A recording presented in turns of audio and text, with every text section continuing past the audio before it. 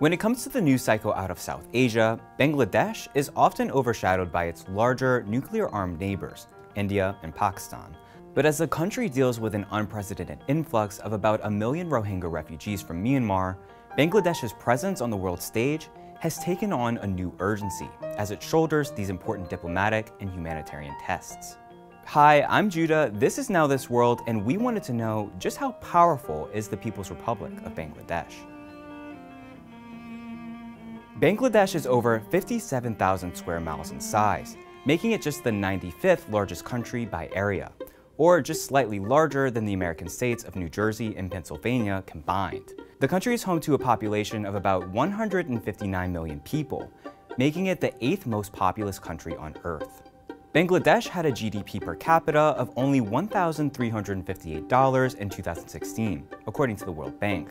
But the nation has seen a few years of economic growth. In 2017, it grew by 7.2%, according to the Asian Development Bank. Additionally, a recent report by the World Bank says that the country has experienced an impressive decline in poverty, especially in rural areas. But despite its improving economic performance over the last few years, Bangladesh has experienced its share of political woes. It's perceived to be one of the most corrupt countries, according to Transparency International, a global organization that ranks corruption perception. Politically, Bangladesh is a parliamentary republic with a non-executive president. Its legislator, the Jatiya Sangsad, has 300 directly elected members who serve 5-year terms, and 50 seats are reserved specifically for women. While the country's laws enshrine secularism, its courts have maintained that Islam is Bangladesh's state religion. About 89% of all Bangladeshis practice the Islamic faith. One of Bangladesh's most pressing issues has to do with the recent influx of refugees. Almost 700,000 Rohingya refugees have fled Myanmar since August 2017 to escape what the UN is calling ethnic cleansing. It is estimated that Bangladesh is hosting nearly 1 million Rohingya refugees due to previous waves of violence. The country now hosts more Rohingya than Myanmar. This influx of people has had political, economic, and social impacts on Bangladesh. But Bangladeshi Prime Minister Sheikh Hasina says her nation is willing to do what it takes to care for the refugees. Yes, Bangladesh is not a rich country, it is true. We have 160 million people in a small, geographical land. But if we can feed 160 million people, another 500 or 700,000 people, we can do it. We can share our food. We are ready to do it. And our people are already doing it.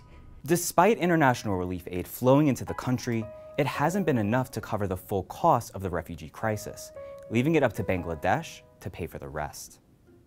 But what about its relations with other countries in the region? When it comes to its largest neighbor that surrounds most of the nation, India, relations seem to be improving. Some say that this could be an effect of the Indian government's recent policy to focus on China's growing influence in the region. This competition between China and India has benefited Bangladesh in some ways, including its stock exchange. But relations with Pakistan, another regional power, aren't as friendly. Bangladesh, which was formerly known as East Pakistan, gained independence from Pakistan in 1971 after a brutal war. While a rocky agreement has held the peace between the two countries, relations have been tense to say the least. With two massive nuclear-armed countries in its immediate vicinity, Bangladesh has also recently begun a drive to modernize and bulk up its military capabilities. Under the Planned Forces Goal 2030, Bangladesh has already purchased a number of helicopters, unmanned aircrafts, and anti-missile aircrafts. Its ultimate goal? To have an Army, Navy, and Air Force capable of conducting warfare by the year 2030. According to global military ranking site Global Firepower, Bangladesh's military strength currently ranks 57th out of 133 countries around the world. Bangladesh has a variety of political and social challenges to overcome, whose solutions may very well help determine how much more powerful the country could become in the next few years. As they continue to grow economically, pull its people out of poverty, and bolster its military and international standing, it just might position itself as a third player in South Asia's largely two-country show. But we'll just have to wait and see.